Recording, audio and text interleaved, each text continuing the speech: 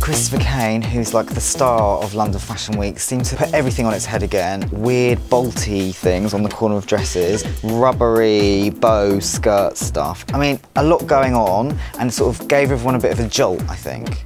He was talking to you backstage, and him and Tammy, his sister, who works with him on the brand, because there's always like a brilliant backstory to a Christopher Kane show. Yeah, Tammy had a great story about how her and Christopher went for a walk in Victoria Park, near where they live, and they were pushing her baby in the buggy around, and as they were going over one of those bridges, those kind of Victorian ironwork bridges, Christopher stops and he sees this wingnut, and he's like, "That's brilliant, what are those?" Like, I'm not going to do the Scottish accent.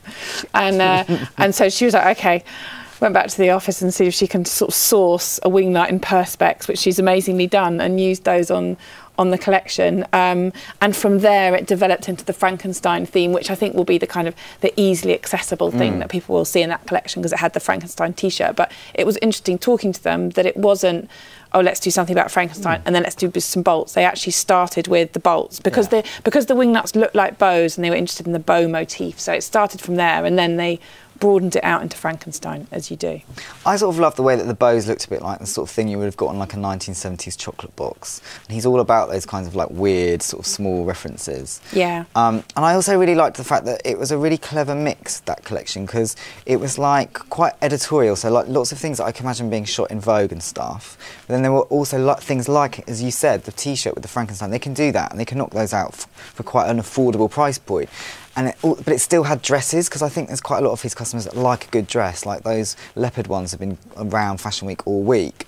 So I thought it had that kind of clever mix, but it also, as always, made me go, oh, what's that? And I think that was the kind of trick of it. What things caught your eye on the catwalk this time? Well, the handbags and the dog.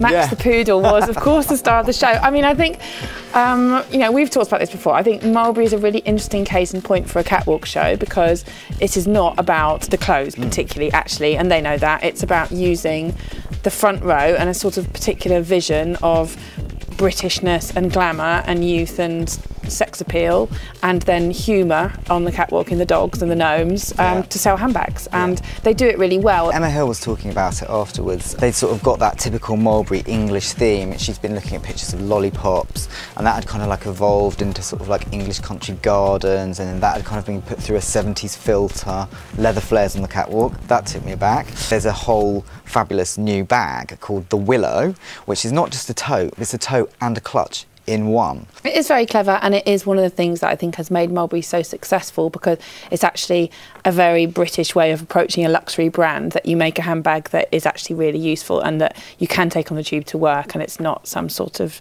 pretty dolly kind of object. Jess, you liked the colours at the Mulberry, which ones? Mint. I'm all about a bit jealous of your cushion. Okay. I have to move this one a bit close to me, because that is actually a very spring-summer 13 colour. I love the mint and I love the apricot. It was, you know, tied in with the whole kind of gnomes, garden, summer ice creams look. They were not the kind of colours we've seen on the catwalk recently, and I thought that was quite fun. Mulberry did another one of their starry front rows this season, after you walked in from all the gnomes that lined the kind of corridor of the Claridge's ballroom. Obviously Kate Moss, obviously Alexa, a Downton lineup, including, I liked that they had Cora next to Maid Anna, just sort of a bit upstairs, downstairs, breaking it up. And Lana Del Rey and Rebecca Hall, and star of the show Jessica Ennis. I thought that was a real coup to get her there. And Anna Wintour was wearing that absolutely amazing new season Prada coat with all the like graphic-y, optical, printy stuff on, which I was quite sort of distracted by throughout the whole show, actually. Yeah, I thought that was good, that she has to do a real look, because, you know, it is a starry front row, but people still need to look at her. Yeah, absolutely.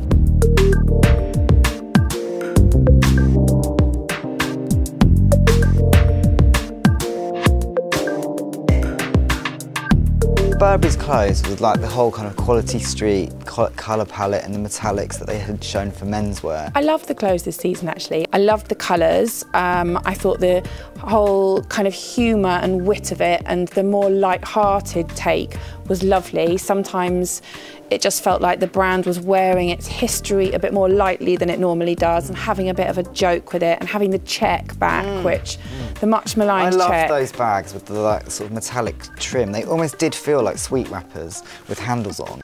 I loved the Burberry front row where they had Jonathan Ive there from Apple alongside Bollywood stars to represent their Indian market, and the Chinese film stars. Andy and then Murray next to Anna Wintour, tennis tie-in. There was lots going on with technology, and obviously it was spearheaded by Burberry. I think technology is such a big factor in London Fashion Week at the moment. I think it's really there. You can really, as you say, see it in Burberry and at Topshop, to take the catwalk to a place that was completely unimaginable 10 years ago, when it was just a case of 200 people looking at some clothes in a room, and now it's 200 million people all over the world. It's completely different, and they're all involved in a kind of race to better each other every season, which makes it quite interesting. Topshop had like a customisation thing, so you could actually change the colour of stuff as it came down the catwalk and then order it, which I thought was amazing. And then Burberry had like hidden content where you could kind of like sign up for stuff and it would like unlock other things, and then you could like press the Burberry love button, which then unleashed something else, and then you could share it with your Facebook people and all that stuff. And all the while they're doing the live stream of the actual show at Regent Street in the new Burberry World store.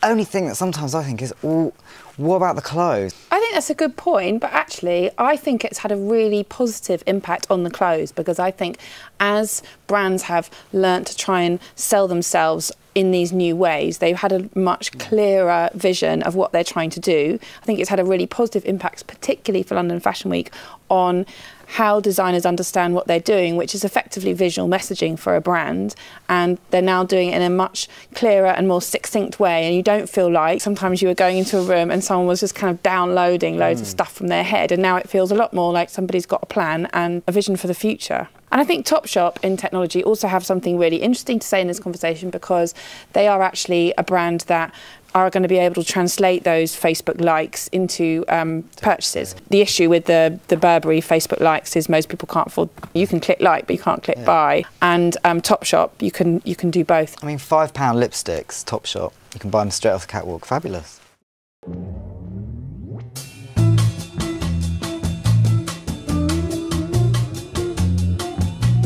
One of the exciting evenings at London Fashion Week was when we all went to the new Tate Tanks, where Jonathan Saunders, which is always a buzz show anyway, seemed to have an even bigger buzz. I loved that show. That was my favourite show of the week. I thought the venue was completely inspired, because it's the Tate, it's a modern London cultural icon, but it's in that Tanks part, which feels like you're in a kind of like an underground car park for a dirty rave or something. So it's kind of got the kind of old school London Fashion Week industrial vibe going, as well as the Tate brand. What was really good about this collection was that it really moved things on. He's obviously somebody who came through as a print specialist. We all got to know him because we loved his prints, and that's taken his brand quite a long way. But this was a really bold departure in doing a collection that absolutely wasn't based on print at all. I mean, it had some print in it, but those weren't the pieces that really stuck in your mind. They weren't the pieces that I noticed made the front page of the next day.